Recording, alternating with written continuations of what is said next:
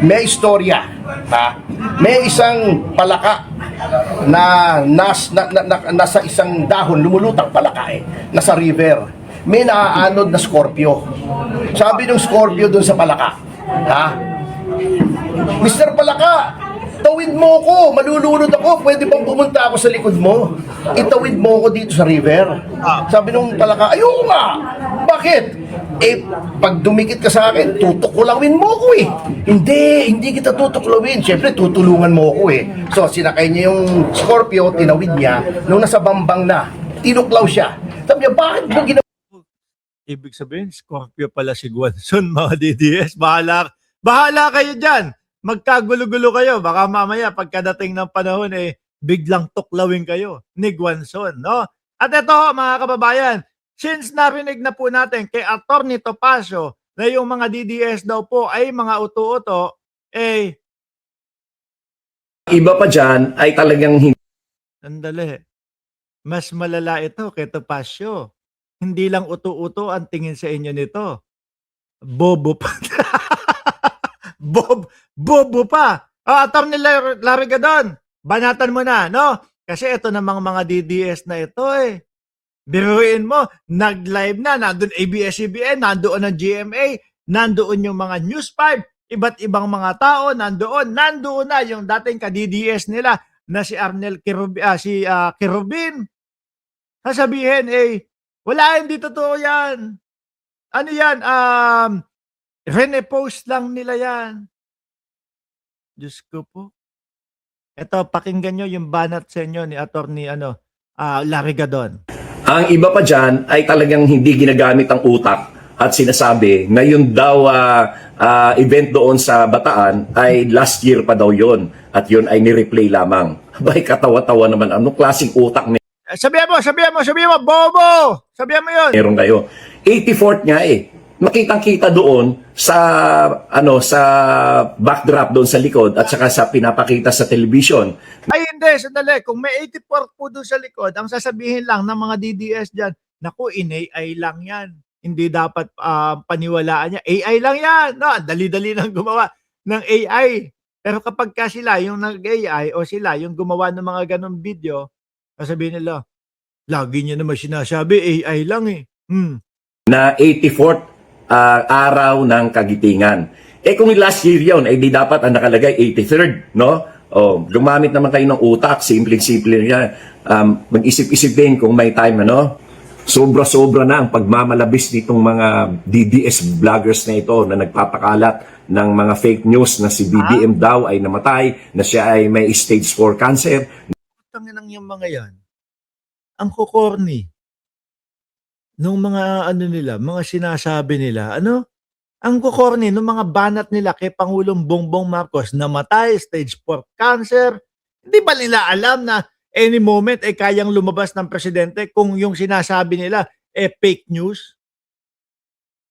Palibhasa ho kasi, mga kababayan, no? Palibhasa, nilulunok nila yung kanilang mga katangahan. Bakit?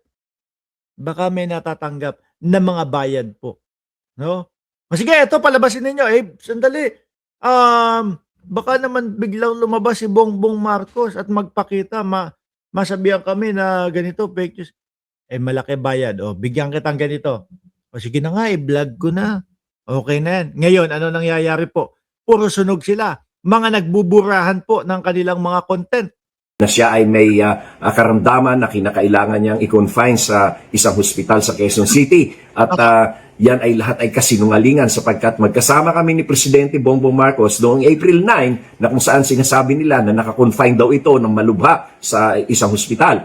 At nung magkasama kami ni Pangulong Bongbong Marcos sa 84th anniversary ng Araw ng Kagitingan, kung saan ay siya ay umakyat ng halos 3 palapag na taas ng hagdanan para makarating doon sa shrine ng Mount Samat. At doon ay nakita natin on live coverage ng TV na siya ay umakyat at hindi siya hiningal, hindi siya nagpahinga, hindi siya tumigil at makikita natin na ito ay hindi. Alam ko meron sa mga DDS yung nagsasalita na lang. Nasa entablado, nagsasalita. Nagsasalita lang konti lang ang galaw. Biglang napahawak sa gumanon, biglang naisugod pa sa ospital. Alam ko doon sa kanila, meron hong ganyan mga kababayan. Pero yung sasabihin nila, o tingnan mo si Bongbong Marcos, hinihingal na. Pati ho yung maliit na detalye, yung pagsusuot ho ng shades ng Pangulo. Sasabihin ng mga DDS, tingnan nyo, ngayon lang natin nakita. First time in the history na si Bongbong Marcos ay mag-shades. Samantalang ang dali-dali lang po ipaliwanag, ang init-init, ang araw-araw. Normal naman po sa isang tao na mag-shades. O kahit keso ngayon ka lang nagsuot ng shades, bibigyan ho nila ng mali siya. Sabi ni founder ng Cereza Post, mga DDS, unti-unting natetegi. Totoo, sa kanila, sasabihin nila, mamamatay na si Torre, mamamatay na si Ombudsman Boying Remulla, pero isa-isa silang namamatay. No? Sumalangit nawa ang inyong kaluluwa.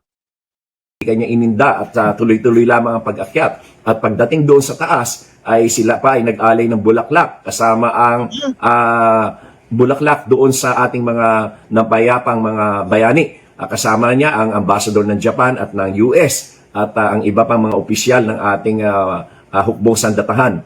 At pagkatapos niyan ay bumaba siya doon sa event na kung saan ay nag-deliver ng speeches ang mga ambassadors at ang Pangulo natin.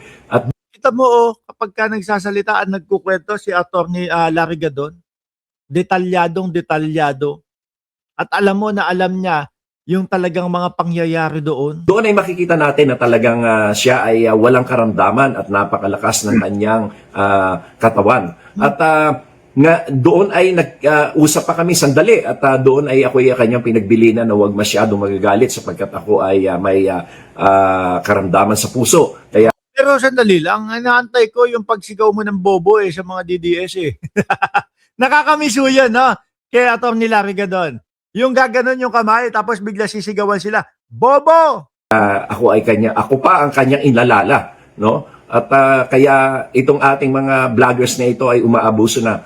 Nananawagan ako sa mga police agencies, sa mga investigative agencies and police authorities na umpisahan na ang pag-iimbestiga dito at kanilang kasuhan itong mga taong ito sapagkat ito ay pagmamalabis na. Ito ay maaring makasira sa kumpiyansa ng mga investor sa ating bansa at makakasira din sa pag-unawa ng ating mga kababayan tungkol sa mga ginagawa ng administrasyon. Kaya panahon na upang Paano naman ho kasi mga boss Chipamo, sir, ang iniisip na lang ng mga yan, yung mga ibabayad sa kanila. Di ho ba? ito ay kanilang itigil at sila ay aking nananawagan ako sa ating mga police authorities at investigative bodies na kanilang kasuhan itong mga taong ito upang sila ay matigil. Ako din nananawagan. Pero Atty. Larry Gadon, no, since nanawagan ka na, kaya naman pala malalakas ang loob ng mga DDS vloggers. So ito, Ay, bugre! putang na,